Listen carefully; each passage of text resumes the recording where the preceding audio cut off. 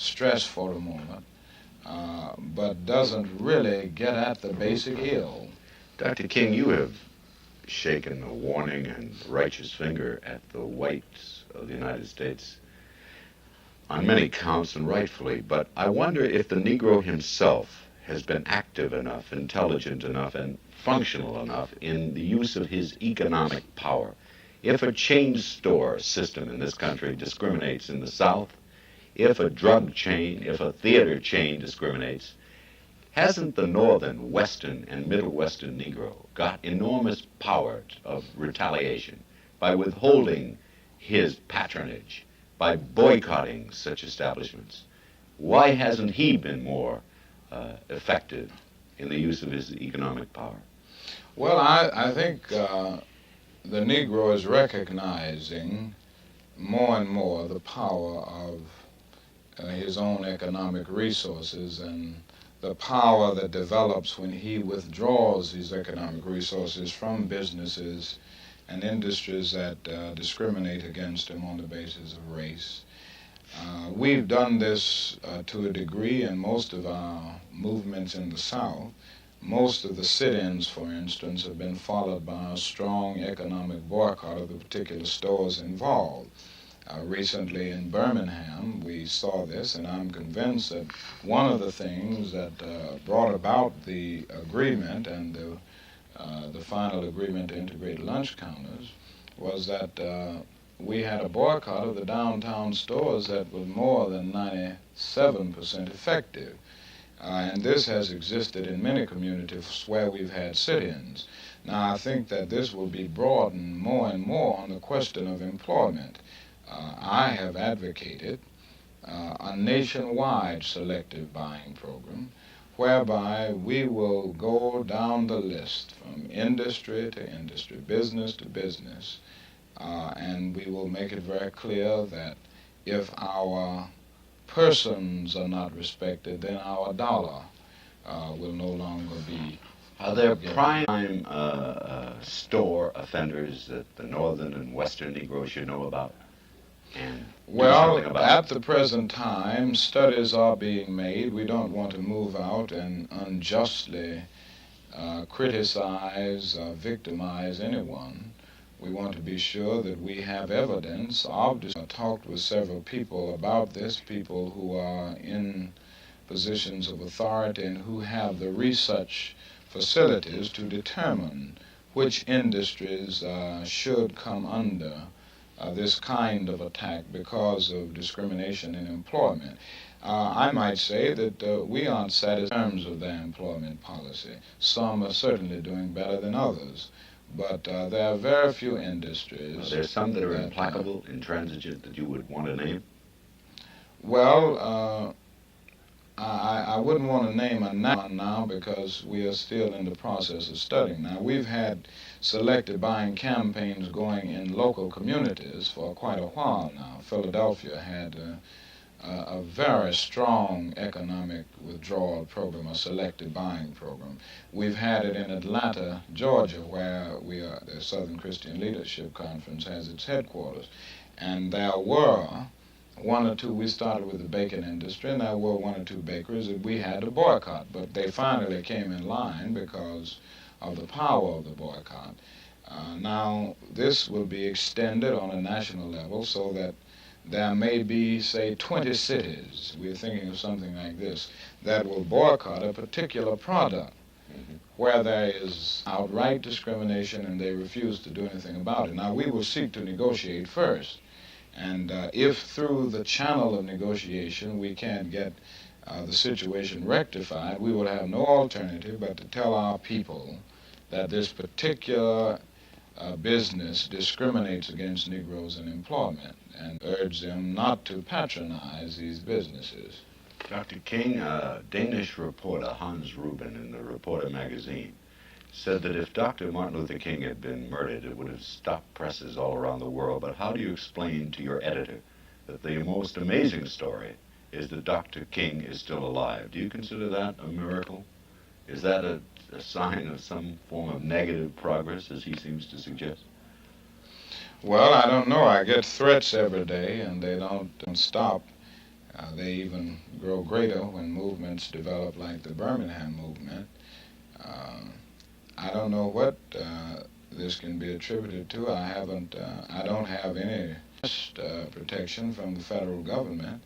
Although when I go into cities for large meetings to speak and things like that, the communities usually provide protection. But Has the federal government ever offered you protection, personal protection? yes, in some instances when we've been in situations in Montgomery when great threats came, and not in Birmingham because the federal government hasn't been in the same sense that they were in Montgomery during the Freedom Rides. They had federal marshals there. In Birmingham, FBI men are usually on the scene when I'm coming in or leaving. But I can only say that nothing has been done as far as my life being taken. I guess I'm religious enough to say that this is the grace of God. But as I said, the threats continue to come, and we continue to go on knowing that this course of action is in line with that which is morally right. Dr. King, do you think that either political party has any particular medal of honor to wear in the civil rights? The Negro invariably gives his support to the Democratic Party, yet it is the Democratic contingent from the South in the House and the Senate that invariably gives the Negro legislation the most difficult time. This automatic wedding of the Negro vote to the Democratic Party, is that earned, and is it a healthy thing? Well, I don't think either political party can boast of clean hands in the area of civil rights. I think both parties have betrayed the cause of justice. The Democratic Party has betrayed the cause of justice by capitulating to the undemocratic practices of the Southern Dixiecrats. And I think the Republican Party has betrayed the cause by capitulating to the blatant hypocrisy of many right-wing Northern Republicans. An addition of right-wing Northern Republicans and Southern Dixiecrats that has stood in the way of every progressive step in civil rights legislation. So neither party can boast of clean hands in this area. Now, I think more and more the Negro will vote for that candidate and that party which will take a definite stand on the basic issues of human rights and all that the issues that go along with it, and that will do something about it, not just verbal affirmation, but in terms of concrete action. And I don't think any political party will be able to boast that it has the Negro in its vest pocket. And I think this is good.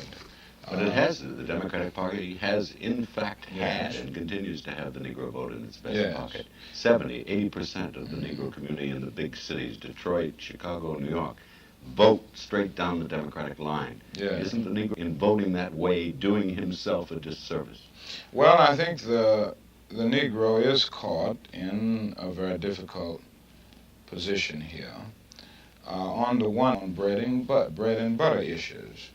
And outside of the South, Negroes have been able to see a degree of progressive liberalism within the Democratic Party. And here is the dilemma, that you have this schizophrenic personality at the center of a party, wherein on the one hand you see a progressive liberal thrust, and on the other hand you see this backward reactionary thrust on the part of the Southern Dixiecrats. And it presents a dilemma. The Negro choosing between the issue of civil rights and social welfare issues on the other Medicare, hand. yes, education bills. Yes. But I wonder, for example, whether the Republican Party wins any votes for the effort, for example, in the House of Representatives recently of John Lindsay and other congressmen to initiate on their own resources effective civil rights legislation, not waiting on a presidential message. Mm-hmm. Do they earn Negro accolades? Well, I think this could become increasingly true if the Republican Party would somehow throw the yoke of division from its own shoulders. Now, there again, the Negro faces a dilemma because just as you have an Eastland in the Democratic Party, you have a Goldwater in the Republican Party who will come down south and make a speech and say that the Supreme Court's decision isn't the law of the land, and who just yesterday made it clear that he's not sure whether he will support civil rights legislation. So it is a dilemma for the Negro. He doesn't, when he looks to the Republican Party, he sees the same schizophrenia. He sees the same division between the progressive Javits and the Cases and the in the middle Durskins and the reactionary Goldwaters, so that you do run into a real... And the Negro should begin to vote for the man and not the party. Wouldn't that be the more effective? Well, I think this will happen more and more, and this has been true, that in many communities, Negroes in the North have voted for liberal Republicans over against what they considered a Democrat who didn't quite come up to this person.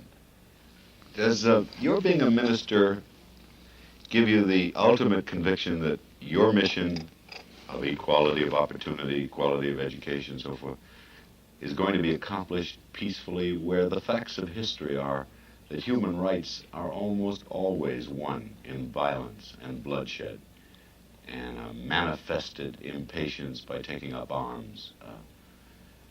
Do you grow a little bit pessimistic about the philosophy of nonviolent resistance, however militant that nonviolence is? No, I am more convinced now than ever before that nonviolence, nonviolent resistance, is the most potent weapon available to oppressed people in their struggle for freedom and justice. I think the aftermath is much greater for everybody involved. The aftermath of violence is bitterness, and you've got to spend another 100 years getting rid of the bitterness created as a result of the violent revolution. Wherein the aftermath of nonviolence is redemption and the possibility of the creation of the beloved community. Now, in recent years, we have seen nations gain their independence where colonialism was a problem, and we have seen groups within nations gain better opportunities without violence. So examples would be India. There are nations in Africa that came into being not violent on the basis of violence, but on the basis of nonviolent protests. Ghana would be an example, Nigeria, and many other nations in Africa. They have come into being as a result of the persistent agitation on the part of the masses of people who followed a nonviolent course of action. And I think the best and largest example was India.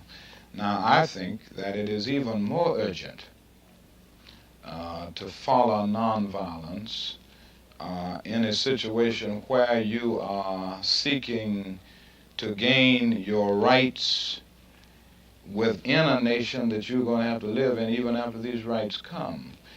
In the colonial struggle, or the struggle for independence, you're seeking to drive a foreign invader out.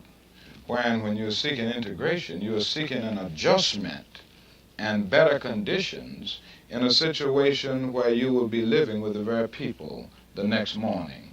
And I think it is even more necessary in such a situation to follow nonviolence, because the one thing that nonviolence says is that your aim is not to destroy or annihilate the opponent, but to win his friendship and understanding, and you engage in your protest activities in order to arouse the conscience of the opponent, and in order to bring the issue to the surface so that everybody can see it and deal with it, but you are not trying to get rid of him.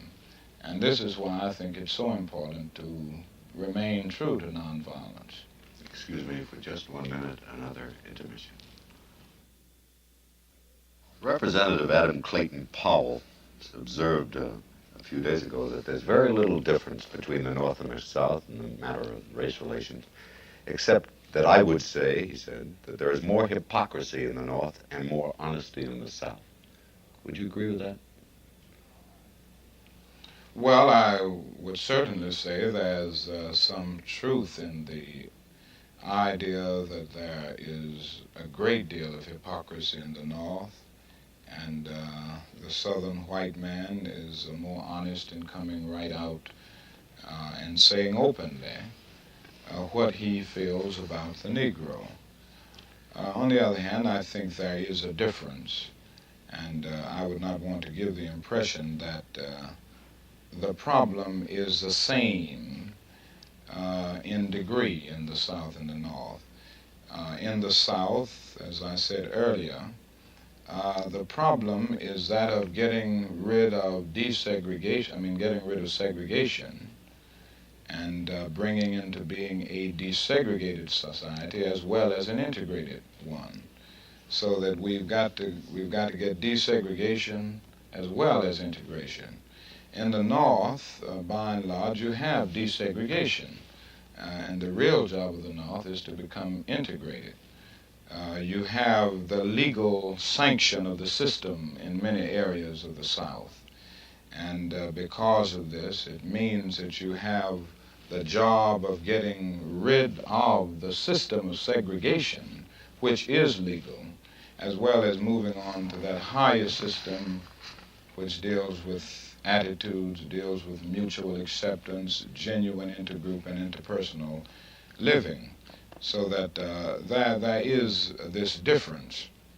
Now, I do feel that the North must be eternally vigilant, and it must not become complacent, because if this happens, many of the subtle types of discrimination will continue to grow and develop, and they will become as great. The de facto segregation of the North will become as great as the legal segregation in the South.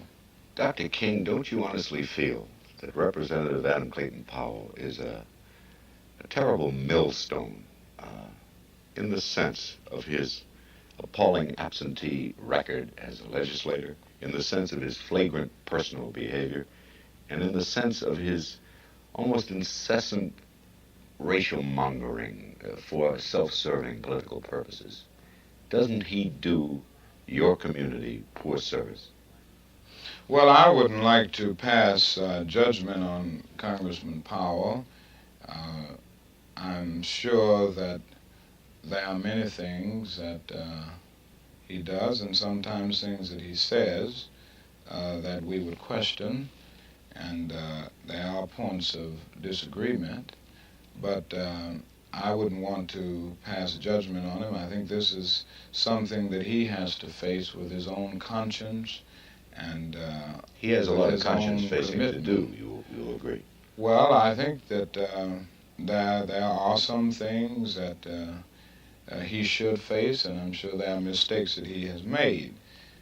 I think on the one hand, he has done some good things, and he has been a voice for civil rights, and he has tried to keep the issue before the forefront of the national community. On the other hand, he has done some things that there could be improvement on, but as I said, I'm not one to pass judgment. I think Congressman Powell will have to face this problem with himself, and I think that there are areas of agreement and there are areas of disagreement as far as things that he has recently said. I wanted to ask you to comment on the most frequent and deepest concern of the average white person in the North as well as the South, that all of this, apart from the morality of the Negroes strive for equal rights and equal opportunities, at the base of it lies a deep sexual concern. At the base of it lies the fear of miscegenation. I've increasingly heard supposedly enlightened northern whites say, well, the inevitability of a total integration of the races is extensive miscegenation. Is that really any problem of size or consequence in your view? Isn't that an old wives' tale? Well, I think at many points this is a groundless fear.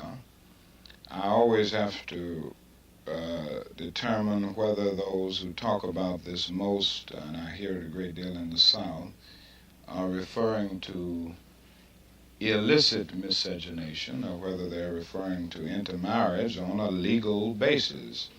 Now, the fact is that we have much more illicit miscegenation in the South where there are rigid barriers of segregation than we do in the North where you have no such barriers.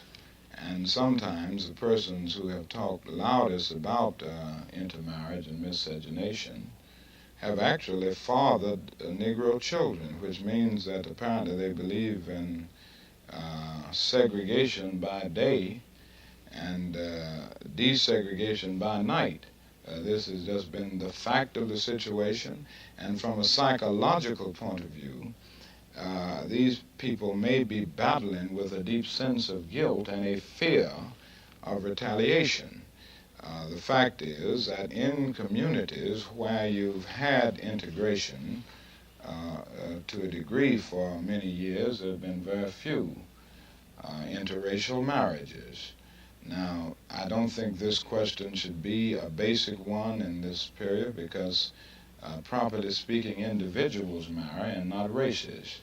And I have made it very clear that I don't think any state should have a law which prohibits individuals of different racial groups from marrying. I think marriage is an individual matter, and in a democracy, in a free, good society, this is a right that that society must preserve. And I think when America rises to its full maturity, this will not be a basic issue that is constantly brought up and constantly mentioned as we hear it today all over the country in general and the South in particular. And I've also said that even after making these general statements, as I said in my book, Stride Toward Freedom, in the final analysis, the Negro's basic aim is to be the white man's brother and not his brother-in-law. And I think that has been revealed by the very events of contemporary history. There is nothing more specific by way of an overriding statistic, for example. Well, there have been very few intermarriages, but it's such a basic psychological fear that it seems to me that someone should acquaint the white community with the fact that the Negro community has as much pride of race as Catholics have pride of religion or Jews have pride of religion, that no matter what the degree of integration, isn't it likely that it would always be the exception that would result in an intermarriage? Yes, I don't have the statistics on it, and I don't know whether we can say that, to put it another way, I would have to admit that if you have a thoroughly integrated society, there will be some interracial marriages. There's no doubt about that.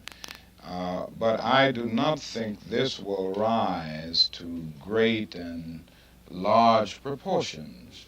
I think that there can be a thoroughly integrated society where you have equality of opportunity, and yet the vast majority of Negroes will continue to marry Negroes and vice versa.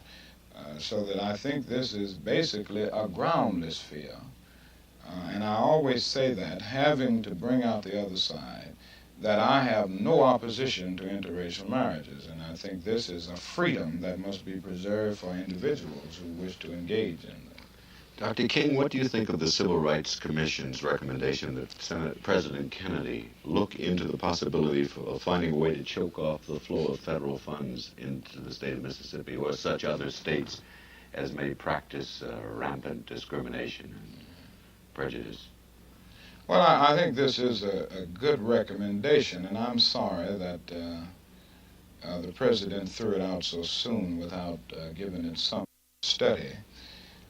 In a state where you have no redress through the courts or through other channels, I can see economic sanctions as a very powerful force that can bring about the kind of moral coercion that is desperately needed in the situation. Now, let us take Mississippi as a point. There isn't a single federal judge in the state of Mississippi who will render a decision in line with the Constitution of the United States. The Justice Department has gone into federal courts in Mississippi with exactly 18 suits, I believe, to rectify the situation the Negroes confront with reference to voting inequalities. They haven't even had a hearing on a single case yet. They just refuse, these judges refuse to bring the cases up, they sit on them.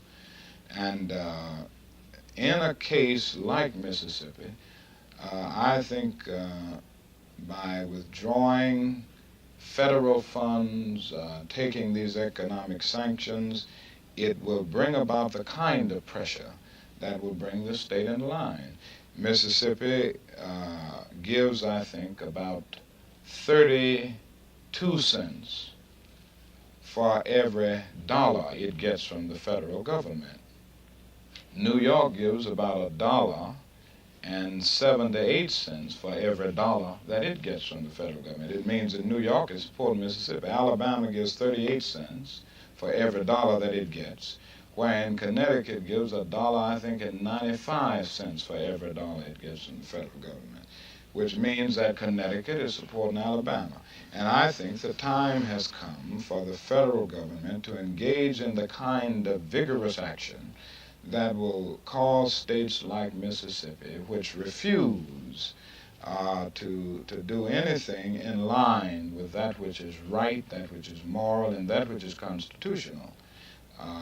It would bring a force to bear. I wouldn't call on this, I wouldn't think this drastic step would be taken in other states in the South that are trying to adjust to the inevitable, but I'm speaking now of a state like Mississippi and a state like Alabama. Dr. King, there's a considerable debate raging now over whether the life of the Civil Rights Commission should be extended for another 4 years. In your view, has it done an effective job, and should its life be extended? I think so. I think it has done a very effective job, and I think its life should definitely be extended. Although this commission has no power to act,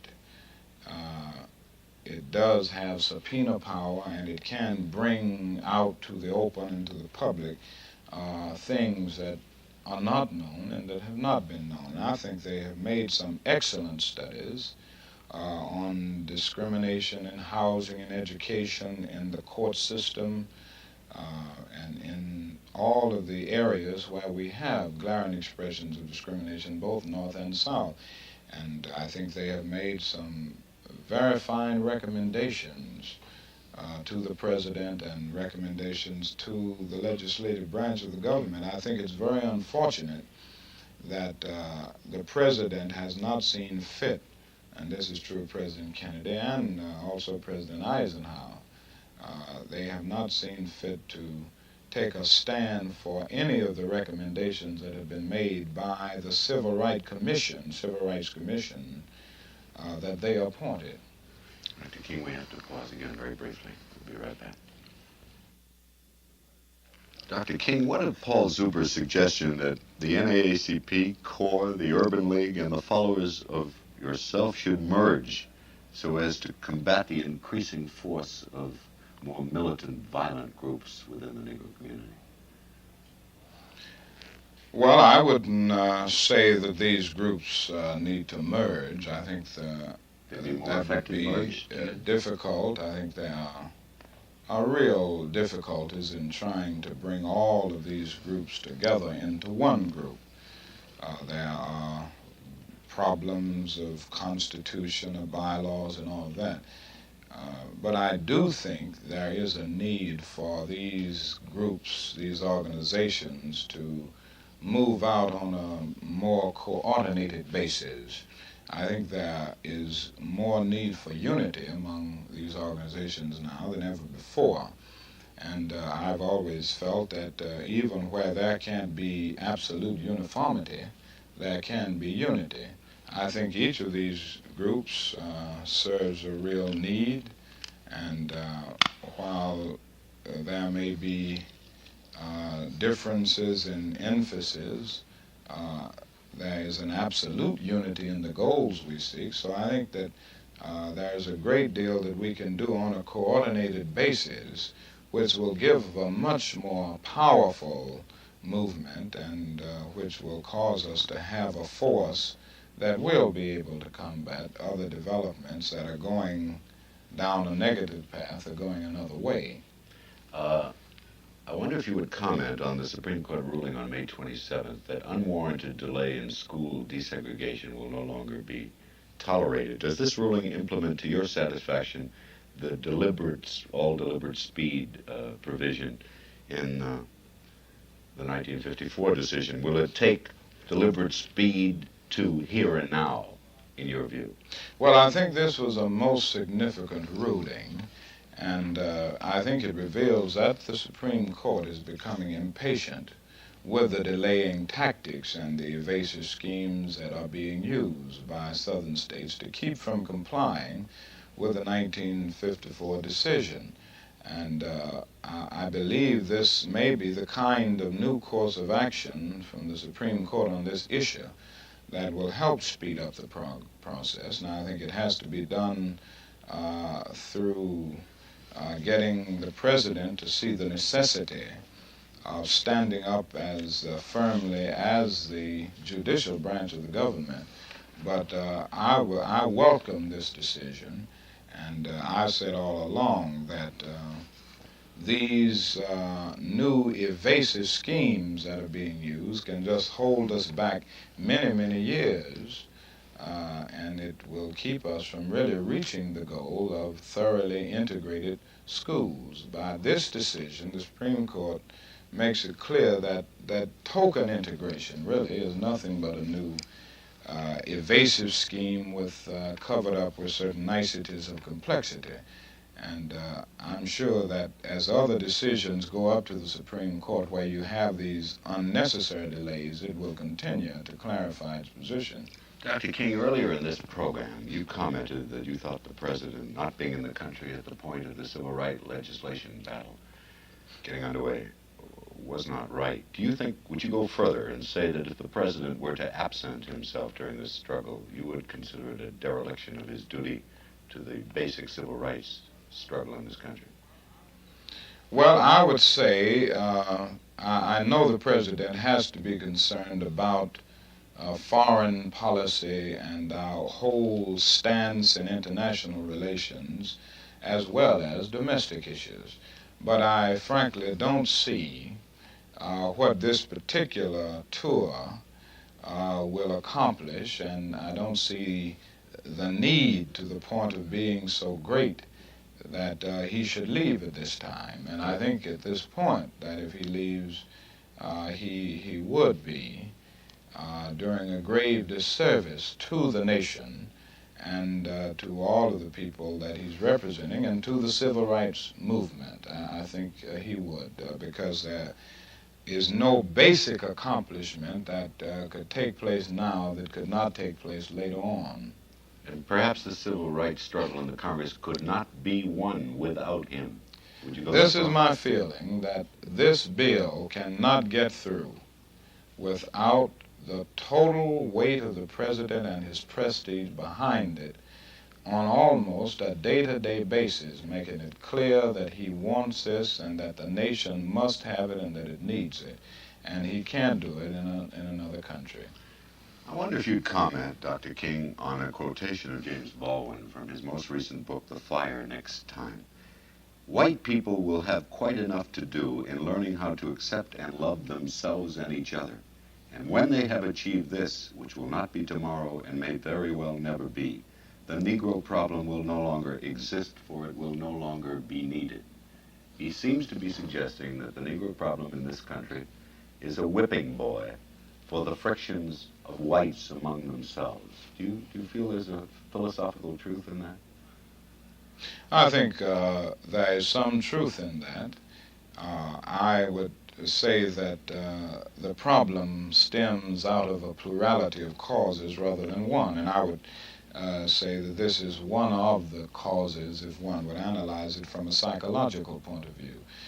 This is not an uncommon thing in history for one group having internal individual psychological problems to shift all of their ills and all of their disappointments and all of the blame to another group so that the scapegoat becomes the injured party in the process. But I think there are other things that must be done. I think, for instance, there's the economic factor. The white man at points, and I'm speaking now of the reactionary whites, the white man is seeking to preserve a preferred economic position and to perpetuate a system of human values that came into being under slave plantation system, which cannot survive in a day of democratic equalitarianism. I think also there's a whole question of social status and the unconscious psychological desire to feel that you are bigger than somebody else, or you find a race over here that you make inferior, and it gives a sense of bigness and status to the other group. And then along with that is the thing we discussed earlier, the fear of intermarriage. Now I think all of these things conjoin to make for a very complex problem. And it means that the forces of legislation and the forces of education will have to be used in a very vigorous way to get many white people to grapple with a problem that they face as a result of the legacy of slavery and segregation with all of these economic and social overtones. I wonder if you would discuss for a moment or two a theory or philosophy increasingly apparent in the work of Mr. Baldwin, which work I admire very much, where he feels an increasing alienation, personal alienation from white society as a man. He says he distrusts the average white, that even the well-intentioned one and the well-spoken one on serious matters he views as cynically. He doesn't think they mean it. He's suspicious of their validity of what they say. He's suspicious of their intention or their ability or their wish to implement the intention with effective action. Are you equally cynical? Do you feel that there is a growing, deepening alienation between white and Negro on the personal, man-to-man level? Well, I think that there is some alienation, but it's nothing new. I think it's only coming to the surface now. It has always been there, expressed more in paternalistic ways in the past, and the Negro was often afraid to come out and say it. I think now he's willing to say things publicly that he didn't say privately. On the other hand, I find it difficult to generalize. The world isn't all this or all that. No race is all one way and another race all the other way. And I cannot push myself to the position of seeing all white people as the same people or the same way, and to see all with the same attitudes. Sure, there are some whites that you can't trust. There are some who really want to do the right thing and don't do it. But I have seen many white people who are thoroughly emancipated on this issue. And just as I don't want to see any white people generalize about Negroes and say that all Negroes are like this, I am becoming very disappointed with Negroes who are trying to make all white people the same way. There are some white people who are downright prejudiced. There are some of them who are bad. There are some of them who misrepresent all of the ideals of democracy. There are some white people who have an amazing commitment to the democratic ideals.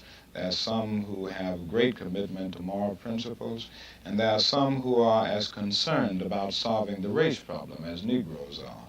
And so that the only point of disagreement that I would see is that of generalizing.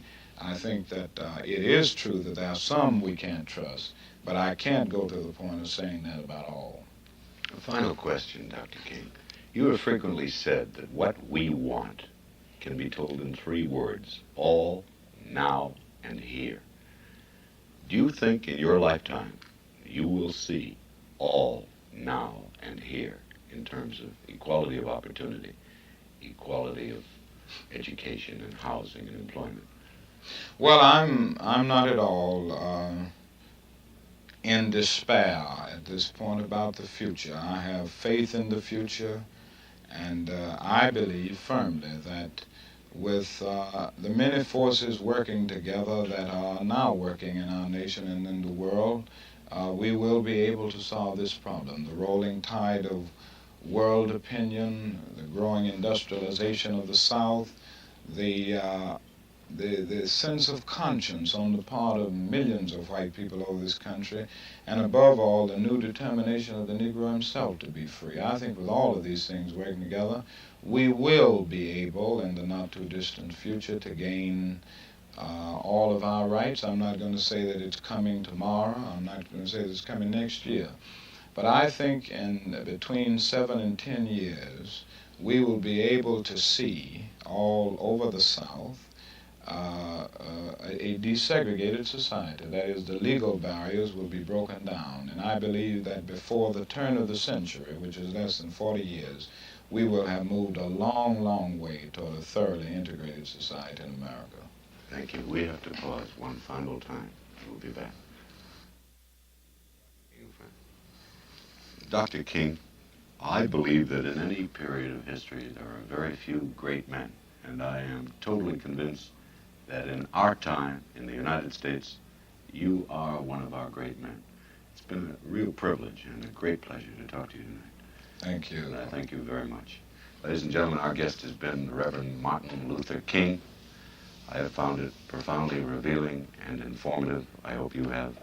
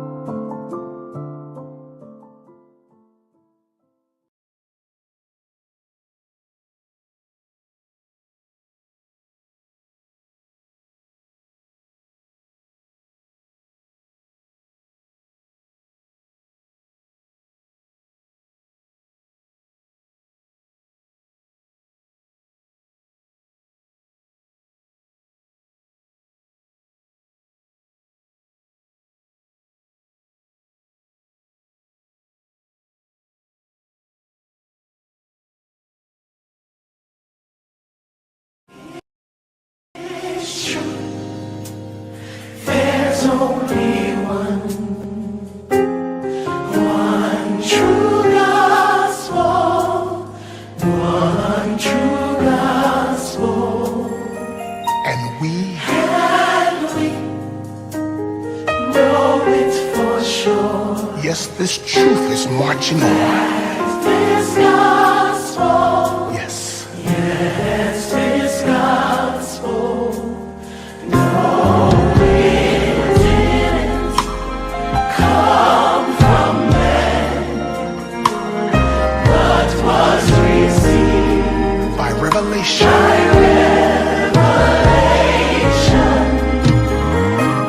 So there's only one true gospel. One true. It changes lives. It redirects lives. One true gospel. Come on, one true gospel.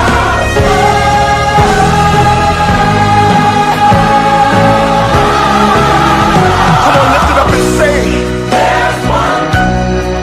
No substitution. Only one. We know it to be true. There's one. One God. Yeah. Glory to God. Sing it. There's one. Only one. Only one.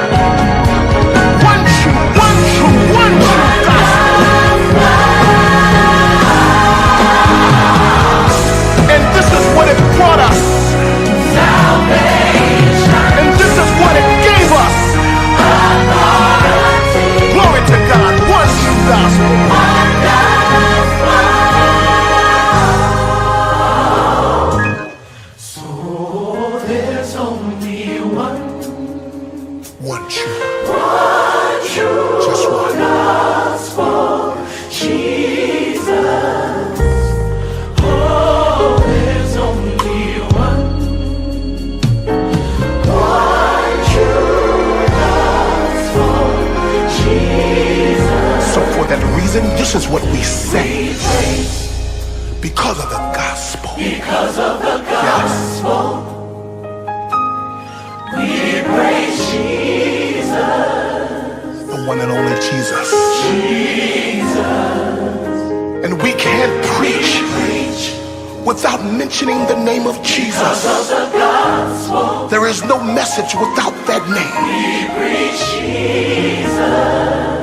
The name of Jesus. Yeah. Jesus. Lift your hands and say, we worship. We worship. Because of the gospel. Because of the gospel. But what's the name that we worship? Jesus. Come on, saints, lift it up and say it. Jesus. Jesus. And this is the part I love right here. We receive healing. Because of the gospel. Because of the gospel. Even now, God, we say, heal us, Jesus. Heal us. Jesus. Our sin erased. Our sin erased. Because of the gospel. Lift your hands and tell them, thank you. Thank you, Jesus. Thank you, Lord.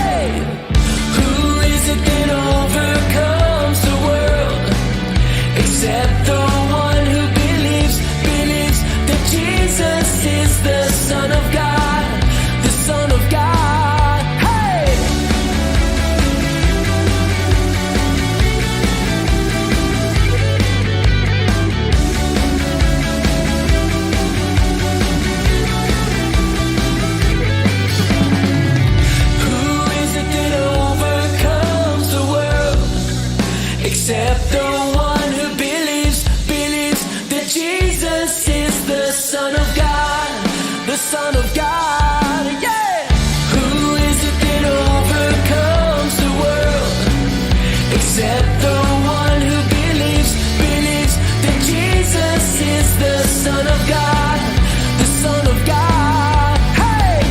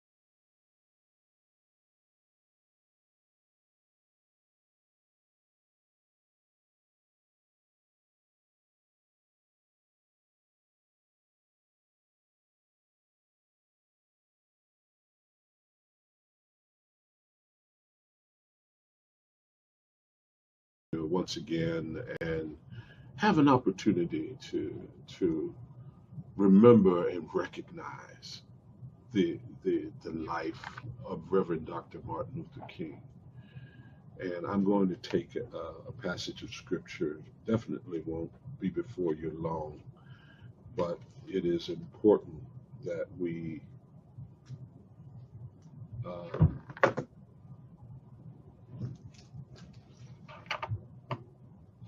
remember the life and the work of Reverend Dr. Martin Luther King.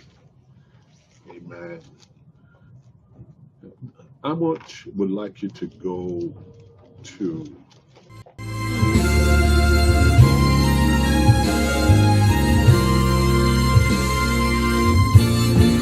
I hit my share of tears, times that I wanted to give in. Seems like the day would never come.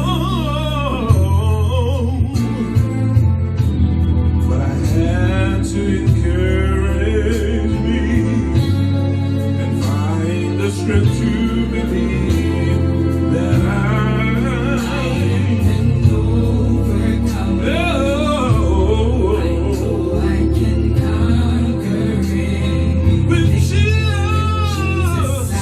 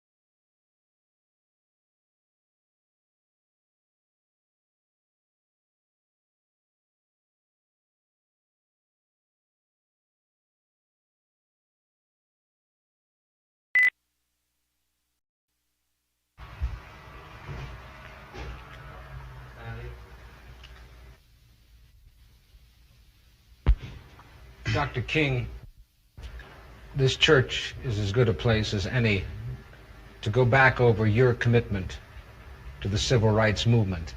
When you went out from here into university and then you went to Montgomery, Alabama and started the bus boycotts there, what was the philosophy of the civil rights movement as you saw it then, more than 10 years ago? Well, I would say then the philosophy was that we must go all out to use legal and nonviolent methods to gain full citizenship rights for the Negro people of our country. Of course, that particular struggle and that philosophy centered on breaking down all of the barriers of legal segregation. So I would say that in that period, the basic thrust for the gaining of citizenship rights for Negroes was to end the humiliation surrounding the whole system of legal segregation. Dr. King, was there something peculiar to the place where you started and the kind of people you attracted? I mean by that, there was a strong attachment on the part of your parishioners in Montgomery to the church. They were older people, weren't they? Yes, I would say by and large they were older people who participated in the boycott because they were the ones using the bus more than anybody else.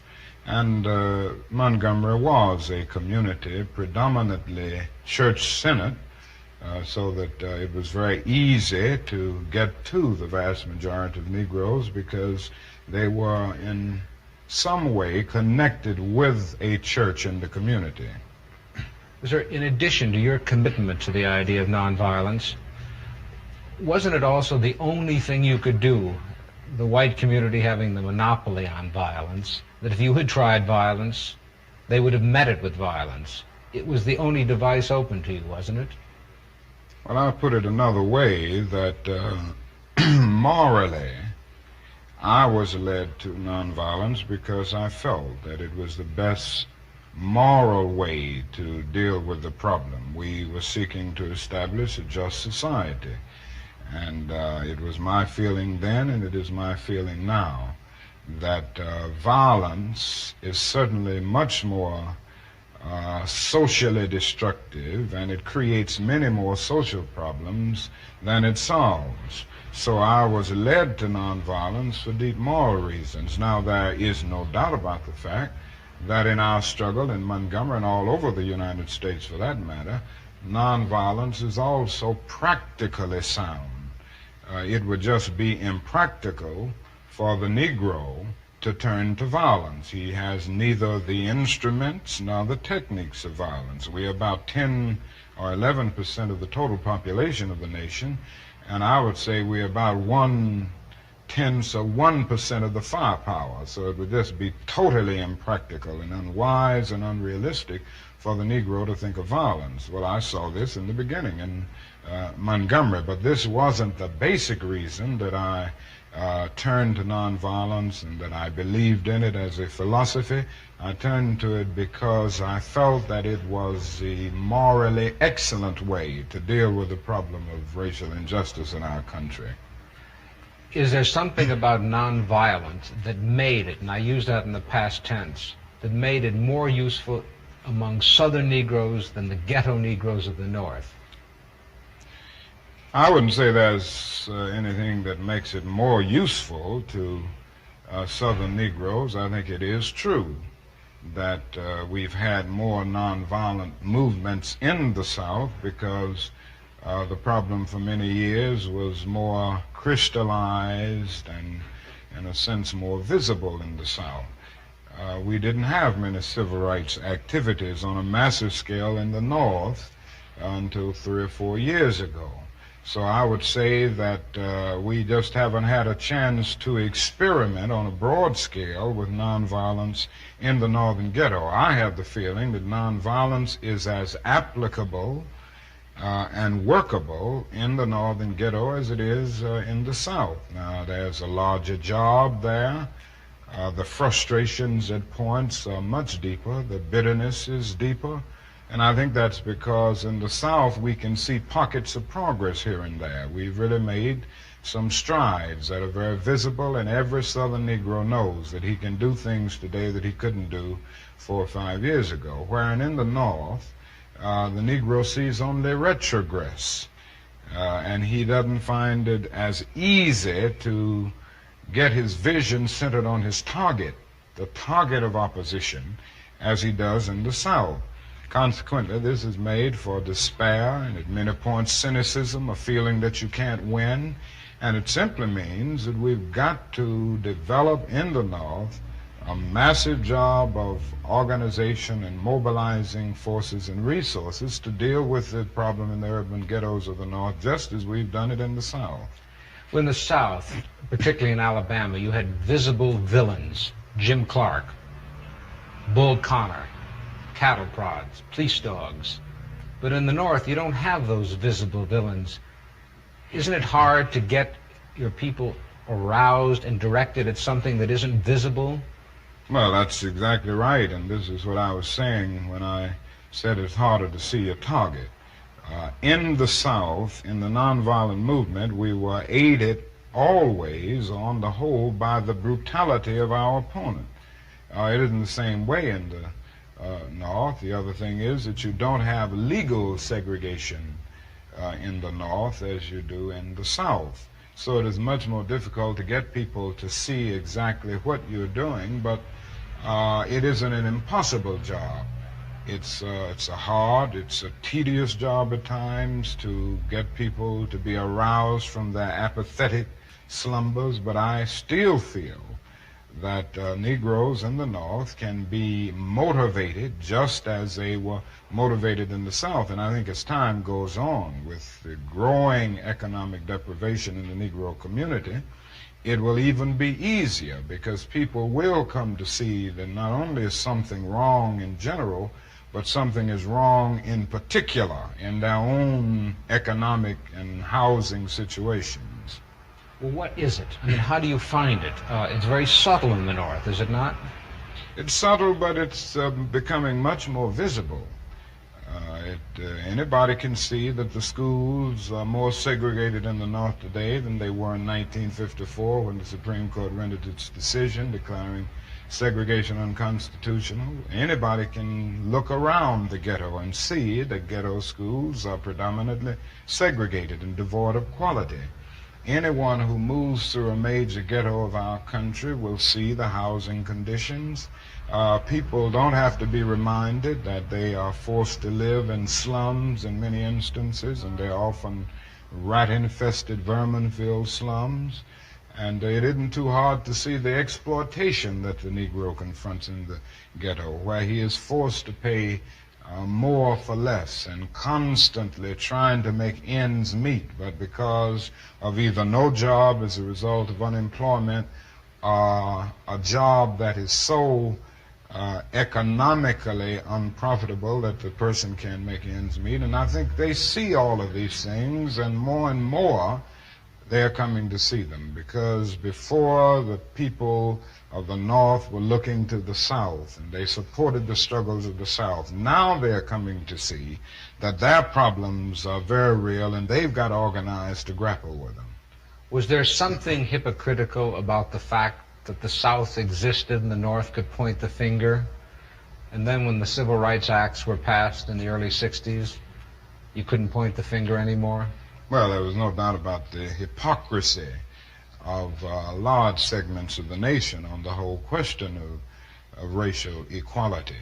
I think the best example is that many of the senators from the North and the West, and congressmen generally, who voted for civil rights legislation in '64 and even '65 with the Voting Rights Bill, refused last year to vote for civil rights legislation because it dealt with an issue applicable to the North, the whole housing question.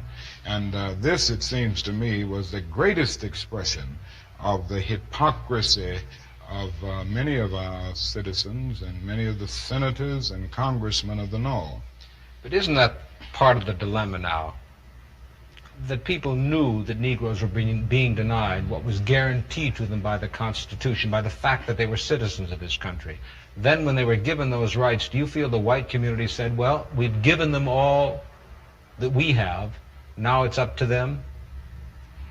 Well, I think the dilemma is much deeper, and I think one during this period of transition has to be very honest with America. And honesty impels me to admit that America has broad racist elements still alive. Racism is still existing in American society in many areas of the society, North and South.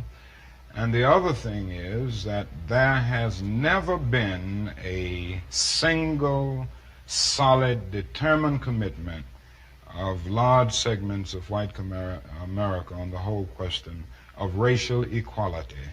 I think we have to see that vacillation has always existed, ambivalence has always existed, and this to me is the so-called white backlash. It's merely a new name for an old phenomenon. I see the white backlash as a continuation of the same ambivalence and vacillation of white America on the whole question of racial justice that has existed since the founding of our nation.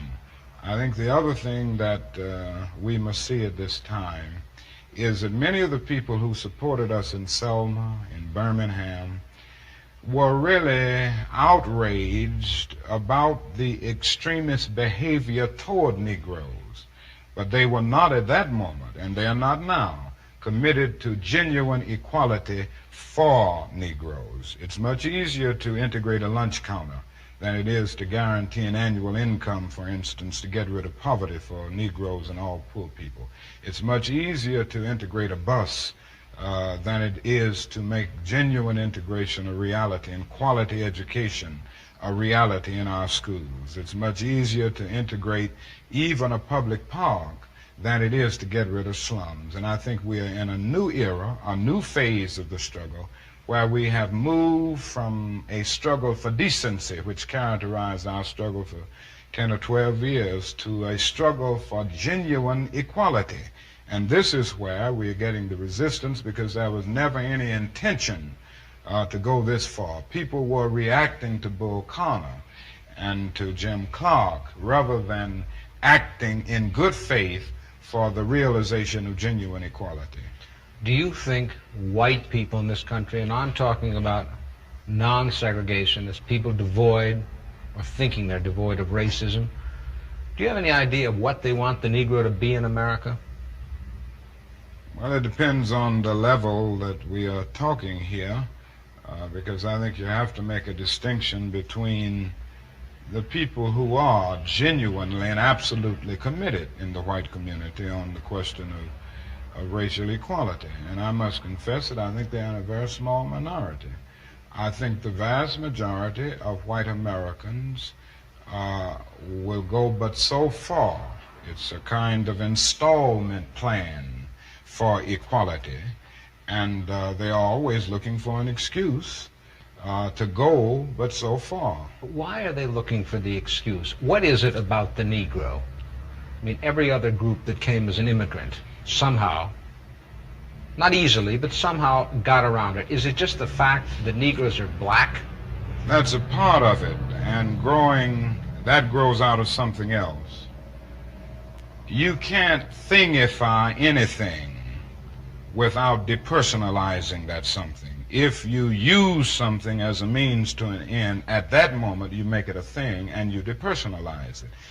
The fact is that the Negro was a slave in this country for 244 years. That was a willful thing that was done. The Negro was brought here in chains, treated in very inhuman fashion, and this led to the thingification of the Negro.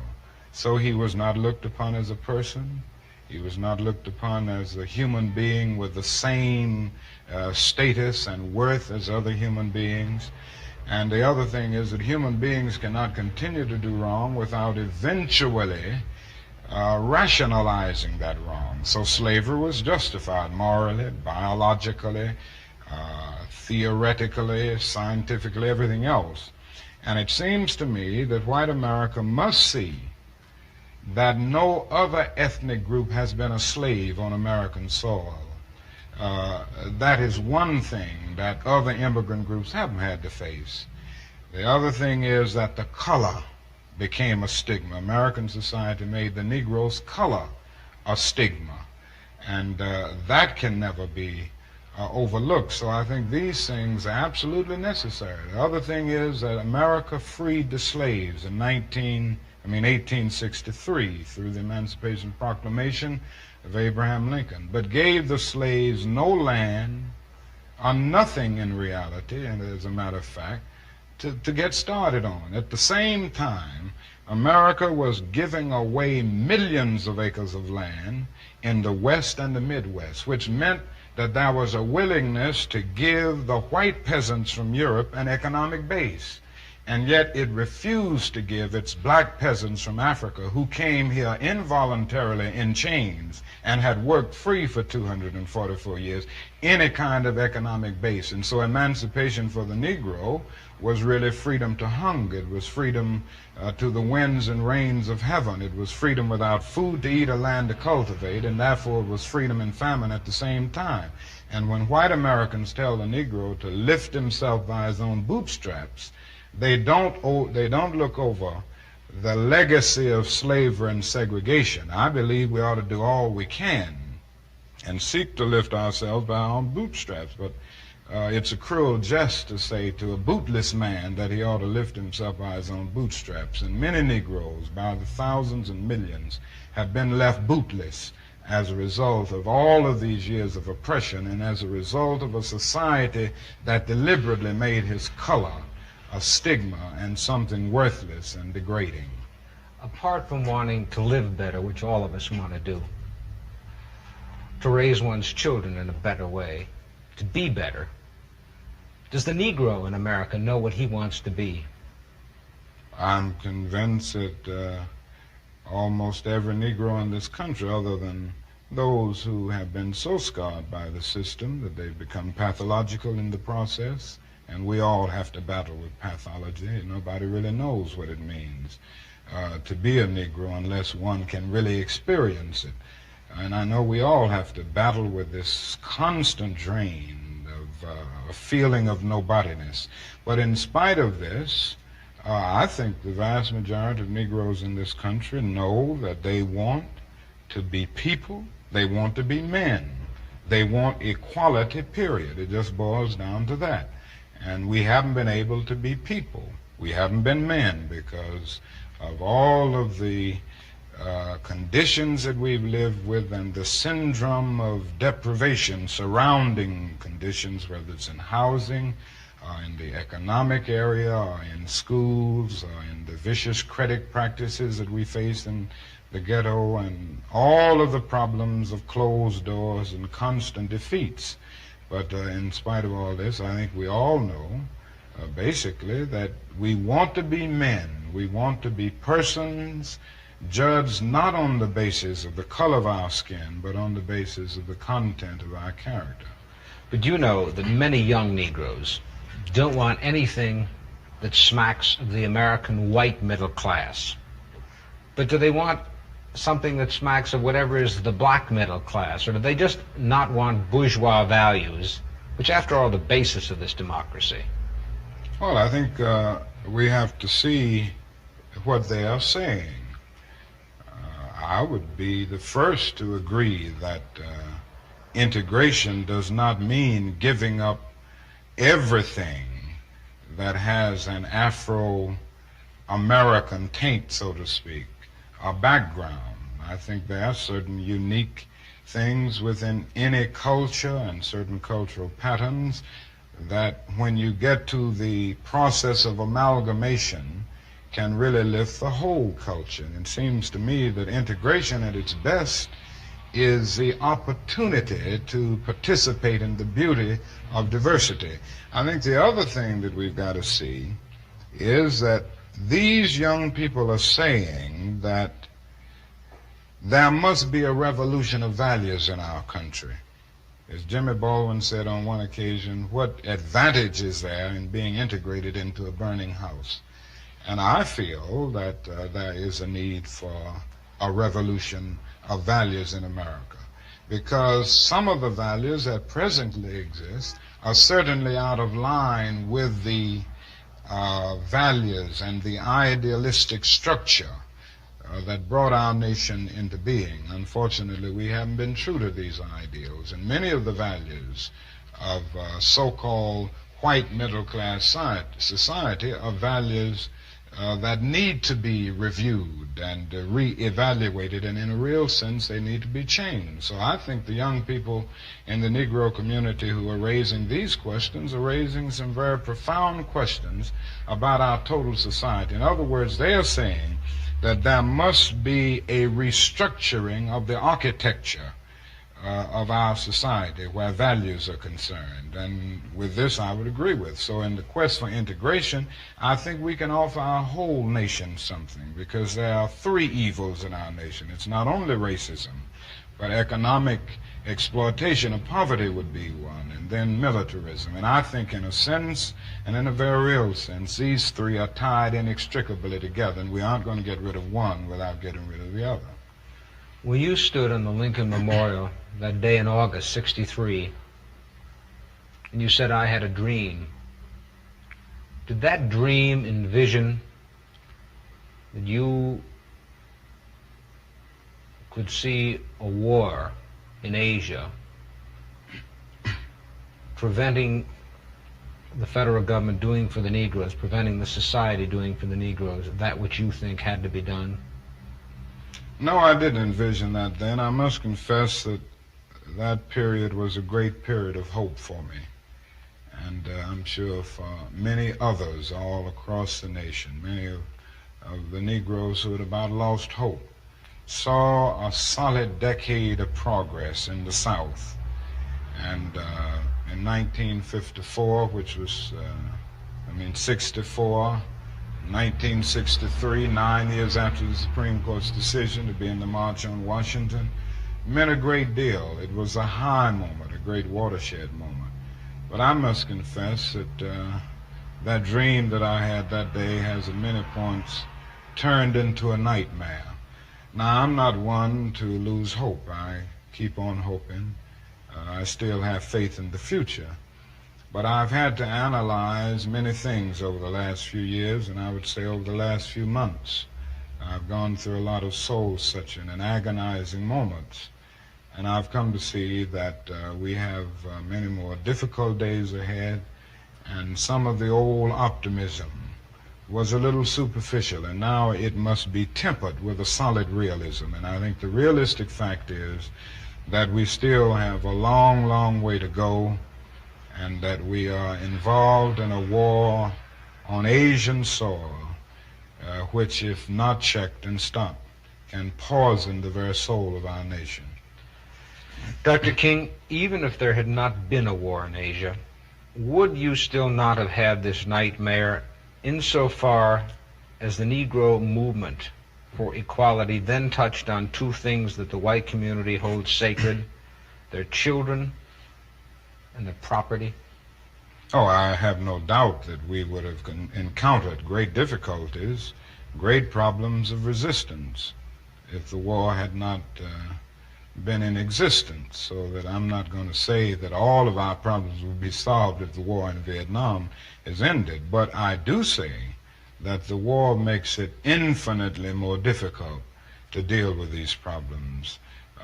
When a nation becomes obsessed with the guns of war, it loses its social perspective, and programs of social uplift suffer. This is just a fact of history, so that we do face many more difficulties as a result of the war. It's much more difficult to really arouse a conscience during a time of war. I noticed the other day, some weeks ago, a Negro was shot down in Chicago, and it was a clear case of police brutality. That was on page 30 of the paper, but on page 1 at the top was 780 Viet Cong killed. That is something about a war like this that makes people insensitive. It dulls the conscience. It strengthens the forces of reaction, and it brings into being bitterness and hatred and violence, and it's strengthened the military-industrial complex of our country, and it's made our job much more difficult, because I think we can go along with some programs, if we didn't have this war on our hands, that would cause people to adjust to new developments, just as they did in the South. They said they'd never ride the bus with us, blood would flow in the streets, they wouldn't go to school, and all of these things. But when people came to see that they had to do it because the law insisted, they finally adjusted. And I think white people all over this country will adjust once the nation makes it clear that in schools and housing, we've got to learn to live together as brothers. I think the biggest problem now is that we got our gains over the last 12 years at bargain rates, so to speak. Didn't cost the nation anything. In fact, it helped the economic side of the nation to integrate lunch counters and public accommodations. It didn't cost the nation anything to get the right to vote established. And now we are confronting issues that cannot be solved without costing the nation billions of dollars. Now, I think this is where we're getting our greatest resistance. They may put it on many other things, but we can't get rid of slums.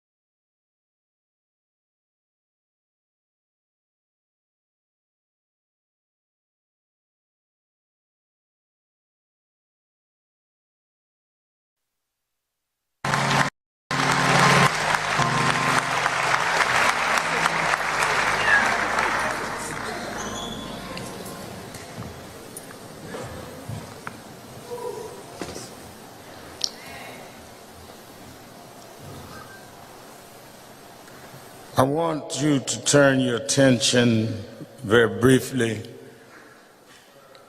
to the 37th chapter of Genesis. It reads, "So Joseph went after his brothers and found them near Dothan. But they saw him in the distance, and before he reached them, they plotted to kill him. Here comes that dreamer. They said to each other, 'Come now, let's kill him and throw him into one of the cisterns and say that a ferocious animal has devoured him.'" May God add a blessing to the reading of his word.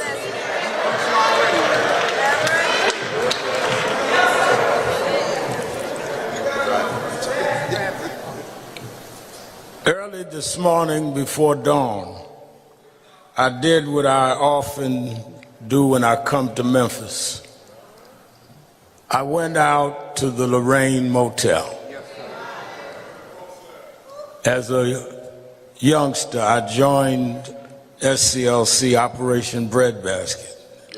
I had been a boy preacher in the Church of God in Christ, and my mother was concerned when I was 12 that I was getting too involved in looking at activism and Adam Clayton Powell and others. She took me to my bishop, Bishop F.D. Washington, who said, "I know what to do with him," and he brought me to Reverend William Jones, who led Dr. King's organization in New York, and Reverend Jesse Jackson. And at 13, the year Dr. King died, I was 13 years old. I became youth director of the chapter in New York. So it was my growing up in the King movement in the North after his death that makes me come to the Lorraine Hotel and look at the spot that Dr. King died. This morning I took my youngest daughter Ashley with me, and in all of the ice I told the story of how Dr. King had came to Memphis to fight for garbage workers, city employees that had no safety. 2 had been killed with a malfunction. And here we are, Ashley, 55 years later, looking at the balcony where Martin Luther King shed his blood for city workers, for black city workers, to be able to work in the police department, work in sanitation. And the reason why, Mr. and Mrs. Wells, what happened to Tyree is so personal to me is that 5 black men that wouldn't have had a job in the police department would not ever be thought of to be in an elite squad.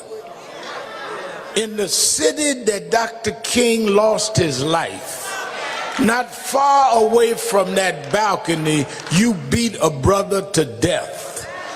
There's nothing more insulting and offensive to those of us that fight to open doors, that you walk through those doors and act like the folks we had to fight for to get you through them doors.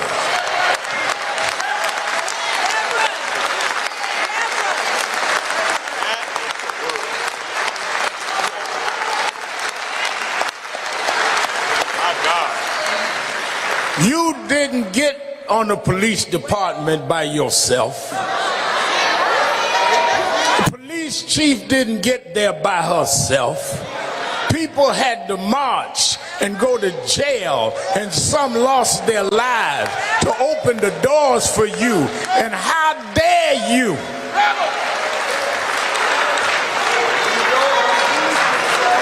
act like that sacrifice was enough for nothing? You ain't in no New England state, you in Tennessee. Where we had to fight for you. And you take that position and do what we saw, and then some of y'all got all this mess on social media. Let me tell you something.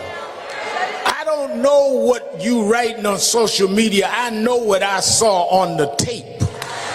And the tape speaks for itself. They never asked this man for his license. Never asked for the car registration. Snatched him out of the car and began beating him. Nobody mentioned nothing about no girlfriend. Nobody mentioned nothing about no man. They started beating an unarmed man.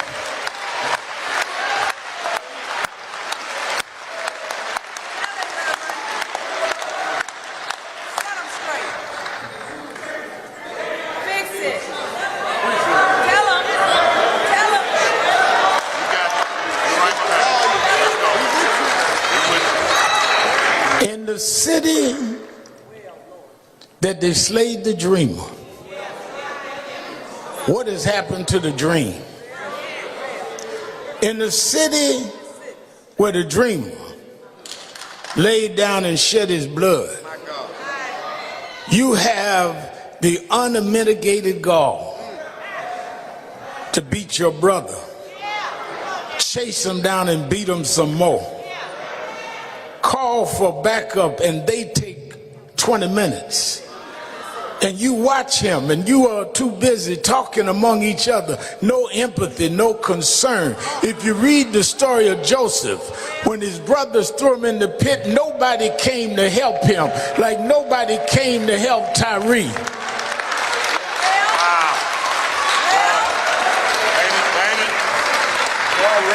Waiting on ambulance service that didn't show up until it's too late.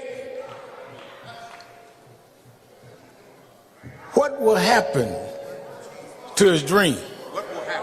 Well, we'll just tell them something else happened, but we are going to throw him in a pit. But I come to Memphis today to tell you the same mistake Joseph's brothers made is a mistake you made.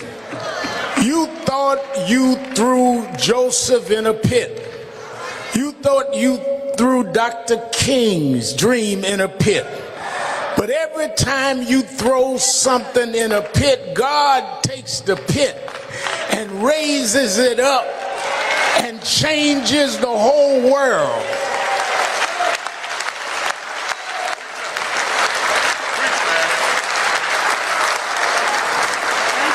Let me be clear. We understand that there are concerns about public safety. We understand that there's needs to deal with crime. But you don't fight crime by becoming criminals yourself.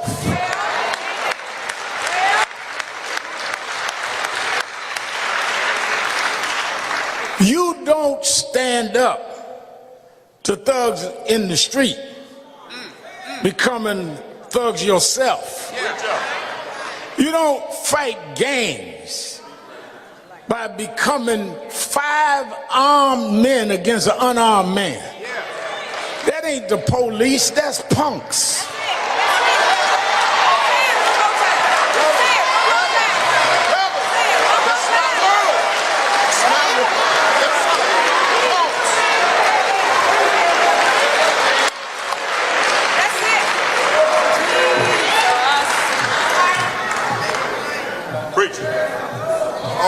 Man said, I didn't do nothing. You kept on going anyhow.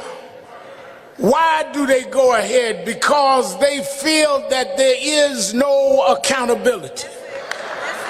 They feel that we are going to get angry a day or two and then we're going on to something else. But some of us do this every day. Some of us believe in the dream has to come true. Some of us are going to fight until we make this legislation happen. I don't know when, I don't know how, but we won't stop until we hold you accountable and change the system.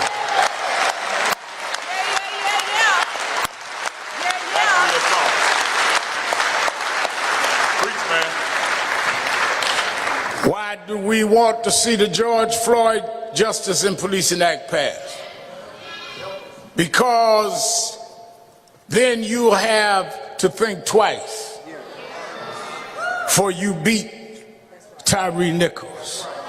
You think twice before you shoot at someone unarmed. You think twice before you chokehold Eric Garner. You think twice before you put your knee on Eric Garner's, on George Floyd's neck. Because if you don't have qualified immunity, your wife would be telling you before you leave home, behave yourself. Because we could lose the house, we could lose the car. Behave yourself. Because our savings can be gone.